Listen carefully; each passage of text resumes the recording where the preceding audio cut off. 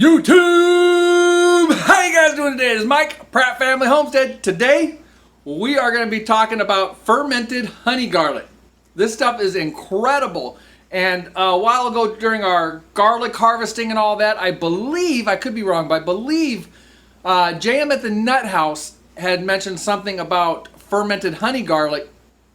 And so I went and started looking all that up. Fermented honey garlic or fermented garlic honey? You decide. This is our homegrown garlic. This is not our honey from our bees. The bee swarm that I caught this year has not produced enough honey for me to feel comfortable taking any. But this is locally sourced, fresh, raw honey, which is important to use when doing this. And there's really only two ingredients here: garlic and honey. I am positive you could use store-bought garlic, no problem. It'll work, no problem. But the raw, unpasteurized honey is very important. I recruited the help of some very knowledgeable people in this area. You know, I've been loving fermenting foods, and I've been fermenting lots of stuff. We need to start doing more videos about that. But our friend Amy Fewell, Homesteaders of America, Amy Fewell, she gave us a little video clip to use in this video. Anne, a farm girl in the making, also contributed, and Rose from Wholesome Roots has contributed to this video, and I really appreciate that so much. So why ferment honey garlic? Well, there's tons of health benefits, not to mention just fermenting is a great probiotic, but you'll hear Amy Fewell and Anne and Rose talk about this quite a bit. But one thing that stands out also in a lot of my reading and everything, and Rose from Wholesome Roots had told me as well, and I believe Amy or Anne mentioned it as well, this is one of the easiest ferments to do. If you're considering getting into fermenting, this is one of the easiest to do. You literally have the garlic and the honey, and you pretty much don't mess with it. You stir it. If you're not using a mason top, you will want to burp it. So garlic is a pretty amazing herb, especially when you're trying to ferment it or infuse it into honey, especially raw honey. Garlic, a lot like honey, has antibacterial properties. And so you're kind of taking two antibacterial powerhouses and you're putting them together, which is awesome and amazing.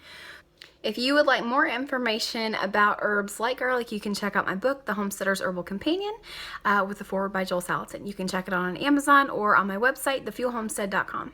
So garlic is a natural immune booster. It's an expectorant, a fever reducer. It helps stimulate the digestive tract. It likes to help get rid of parasites and any bugs that are going on. It also helps with high cholesterol and high blood pressure, and it is a natural blood thinner. That's the only thing you have to worry about is if you are already on a blood thinner, then you don't want to eat a lot of garlic. So a lot of, like, historically speaking, a lot of people would use it for washing wounds, doing compresses. Like if you got pink eye, then you would put a garlic compress on your eye because it's antiviral, antibacterial, and to help regulate the blood and circulation. And so garlic is really, really awesome in those ways. And it's really, it's even been used like for infections like dysentery and typhoid and enteritis and cholera. So garlic is pretty awesome. Hi you guys, I'm Anne from A Farm Girl in the Making. Mike and Jenny have invited us along to talk a little bit about fermented garlic, which is a big staple here on the homestead. Actually, fermented food is a big staple on our homestead. Now, we talk a little bit about this in our fermenting chapter of our book, The Farm Girl's Guide to Preserving the Harvest, which is due out April 1st of next year. So if you haven't picked up a copy of it yet, please feel free to support us and our book and pick up a copy. There are two ways in which you can ferment garlic. The first one is garlic and honey, and the process is extremely easy. You're going to layer honey, garlic, and then you're going to keep staggering it. Your very top layer is going to be honey, making sure that your garlic is completely submerged. You'll want to remove all the air bubbles. So once the air bubbles are removed, your oxygen is at a very minimal, so you're taking all the oxygen out of it and you're allowing your food to ferment in that process. When you're fermenting it with the honey, you're going to know that that ferment is done because the honey goes from a very thick consistency to a liquid consistency once the fermenting process is coming towards its end. Now with the garlic and honey, I've left it on the counter and continue to use it over and over again. But with a garlic and saltwater brine, it does do best if once the ferment is done, if it's stored in the fridge. So keep that in mind. First thing we have to do is head out to the barn and grab some of our homegrown garlic. We had a lot of fun growing this garlic. Grew 400 this year. So all I'm going to do is just select a couple here. This is our Amish recrumble. I know I say it wrong, but that's what it is. Next, we got to get it inside here. We got to cut the roots off. And then we got to cut the stems off. Start getting the paper like wrapper taken off of it. I did a whole bunch of this the other day. So what I'm showing you here is an example, and you'll see we have a bunch of cloves already separated.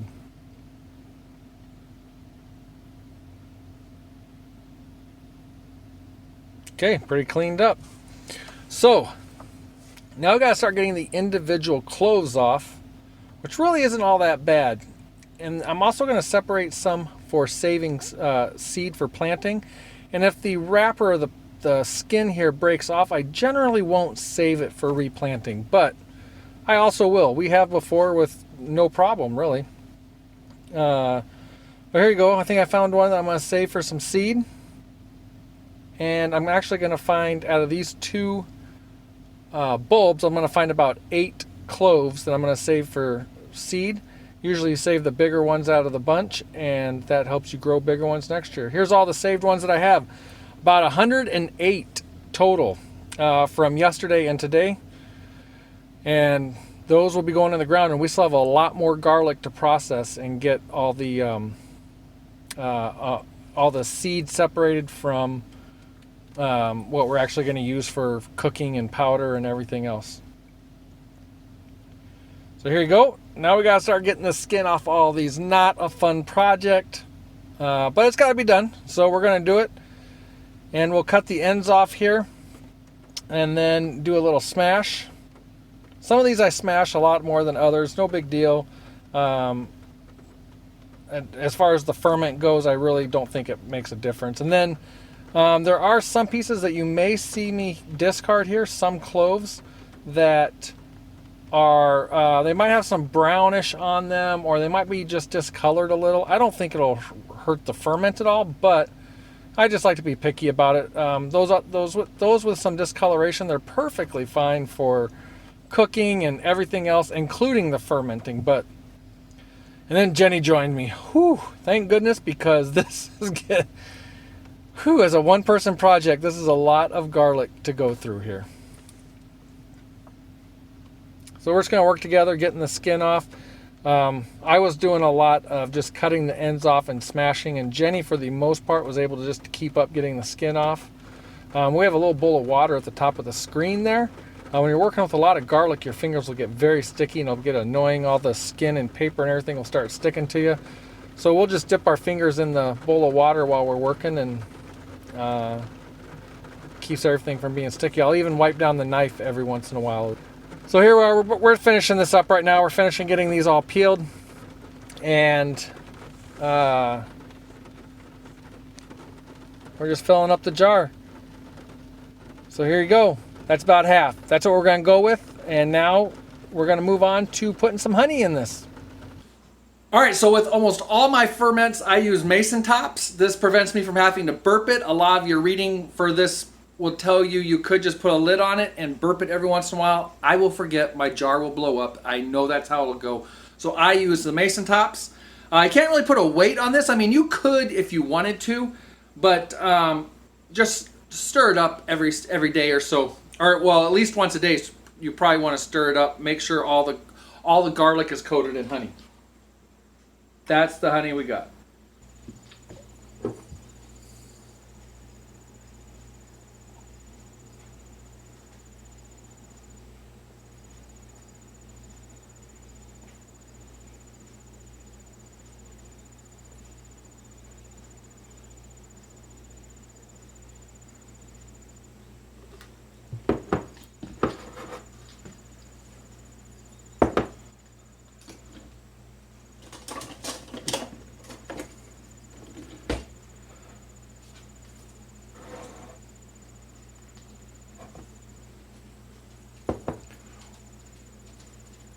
So we're going to let the honey seep down in there pretty good.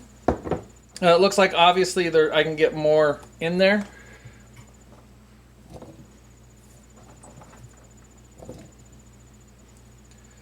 And I've really been, this is a tool that I got for making bread to put in the mixer.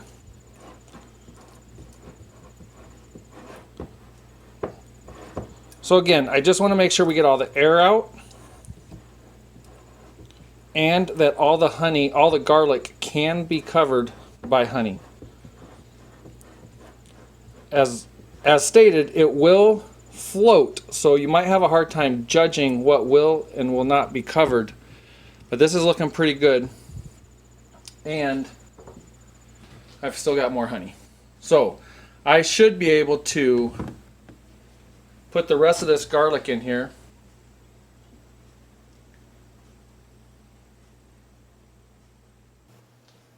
Alright, so through video magic, I've been having this drain in here for a very long time, and it is actually still coming out a little.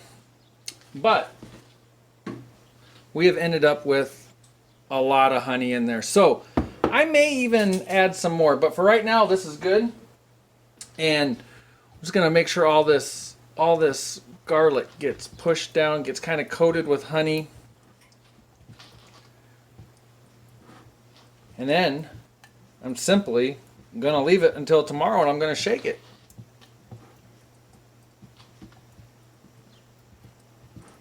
So I think everything's pretty well coated there.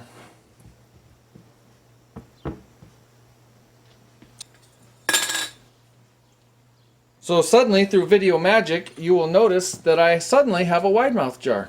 That is because my pickle pipes are for wide mouth jars, not regular, and I don't have any of the regulars. This garlic can expand and maybe even double in size. If that happens, I'll have to transfer some off to a second container.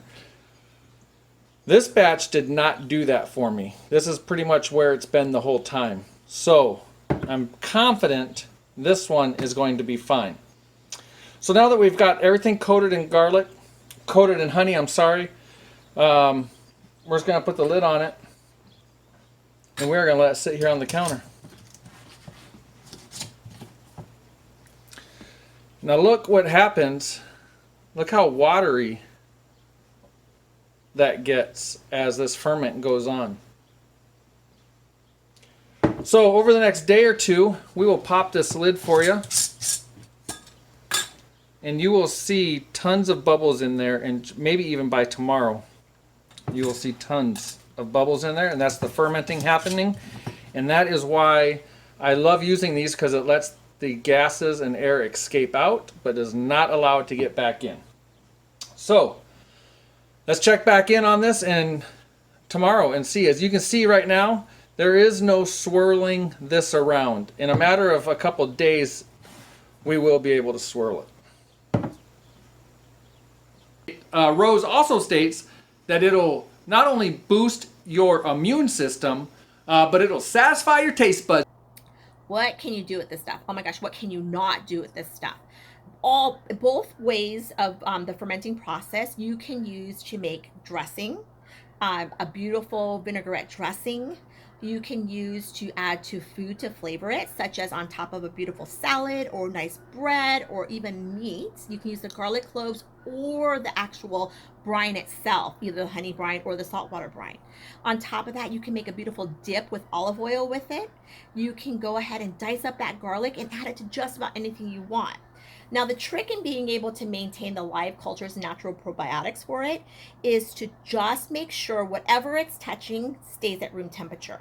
The second you start to heat up a ferment, you lose the live cultures and the probiotics are gone. So if that's something that you're concerned about and you are doing this because you're fermenting it, for example, you definitely want room temperature. So if you're adding it to a meat, for example, like sometimes I'll do a nice grilled steak, that steak needs to be slightly cooled to room temperature, and then I'll dice up some garlic and I'll just sprinkle it right on top of that. Or if I'm using it on warm bread, the bread needs to be really cool, so not extremely hot bread, but warm bread. I'll put a little bit of butter on it, and then I'll do some diced garlics on top of that. When I make a dip of olive oil, it's pretty easy. It doesn't need to be stored any other way. You can use both the liquid and the garlic, and you're creating a zero waste on top of that. The only thing that you need to know and remember is that the garlic needs to be in its freshest form. So as you're harvesting garlic out there, turn around and make sure that you're fermenting it as soon as possible. Once garlic starts to wilt, the actual naturalness that allows the ferment to take place is kept at a pretty minimal. So the fresher the product, the better it is. That's it. That's really all there is to fermenting foods and in fermenting garlic especially, and how to consume it and how to make something out of it. Rose talks about using the honey as a salad dressing. Anne talks about this as well, but Rose says using the honey as a salad dressing and adding a little homemade vinegar really gives it a super pleasant taste to add to salads and stuff. The kids will love it, she says. She also talks about even on a glaze on a homegrown pork roast that it'll steal the show.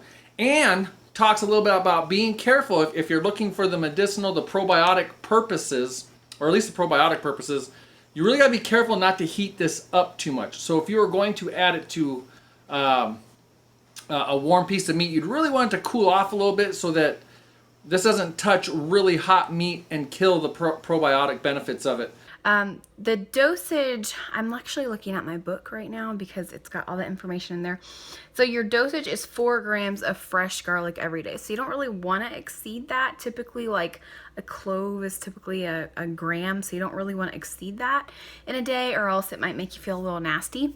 But garlic is awesome. And so when you're taking it and you're using it with honey, you can take that honey and you can take a tablespoon every day for your digestive tract, as an antibacterial, as an immune booster, or you can also take that honey and use it for cuts and scrapes and wounds that you're trying to heal, as a compress for conjunctivitis, like pink eye, or any type of thing that could turn into an infection. You can use honey that way. So garlic honey is great. I highly recommend it.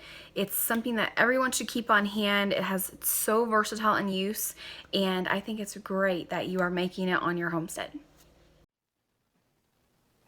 All right, so this is just a little over 24 hours later. This is the one I've had going for weeks now. That ferment is pretty much done. I'll show you more of that in a minute. This one is just a little over 24 hours, and look at all the bubbles in there. That is good stuff. It's fermenting. And you'd be surprised. Do you smell that garlic, Jenny? Yeah. You would be surprised at how much waterier. More watery. More watery? Really? This one has become from yesterday. Look at that. Oh, yeah. That's not like a thick honey. That's... So I'm going to try not to do that right in the screen. But this is still all relatively thick, so I think I will go ahead and actually stir it just a little.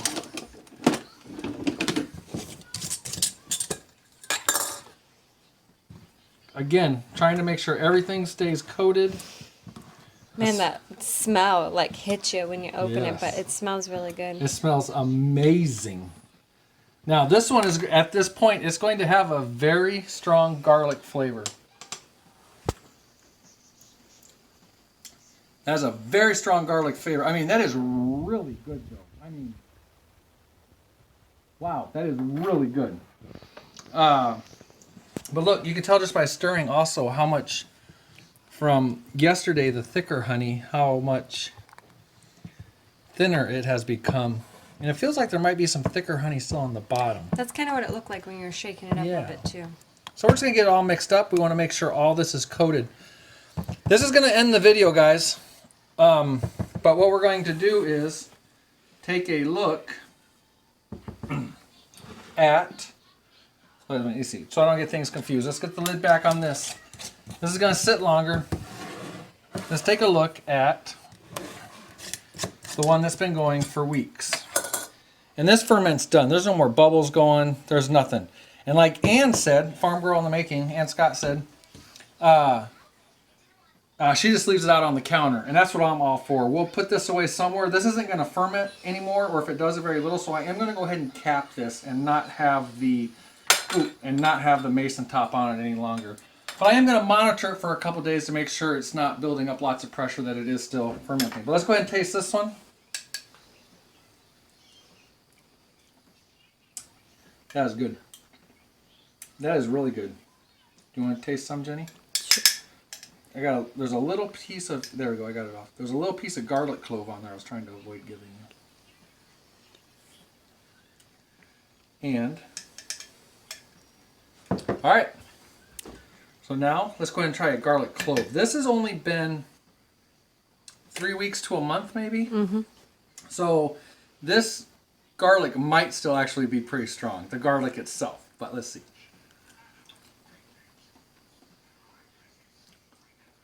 It's not. Oh my gosh, that's good. It's kind of squishy. There's a bit of an after kick, like here about 20 seconds later, but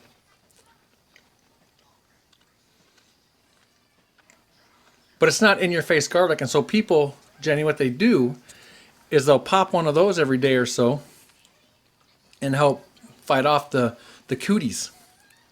Fight off some vampires. It's really good, but there is still like that heat, you know, a little bit later, but it's not like overpowering. It's nothing like eating that as a regular garlic clove. It doesn't have the honey flavor like I would have thought. Right, but the honey does. But the honey does. Right. The honey's good. That honey's going to be good drizzled on some food. You can have the garlic on the honey. That honey's going to be good drizzled on some food, like the others in this video have already said. And that honey would be so good, not even with a vinaigrette, just drizzled on a salad. I would even really like that, like mixed into teas and stuff. Oh, yeah. That would be really good. All right, guys. So this ends the fermented honey garlic video. I had a lot of fun with this. This is going to be a staple around here from now on. We are also going to ferment garlic in the saltwater brine, like more of a typical ferment that you would think of. We did that last year, doing it this year. I might do a whole nother video on that as well. But fermented honey garlic, look how liquidy that is. That's how you can tell it's done. It's no longer bubbling, anything. This is a fraction of our garlic that Jenny just braided today. Look at that. So we got a lot of garlic to mess around with. Once again, huge thank you to Amy Fewell, the Fewell Homestead, Homesteaders of America, Ann Scott, a farm girl in the making, and Rose over at Wholesome Roots for contributing to this video. I appreciate it so much, and I know everybody watching this video really appreciates your guys' or your gals' expertise. Again, I really appreciate it. Thank you. See y'all later.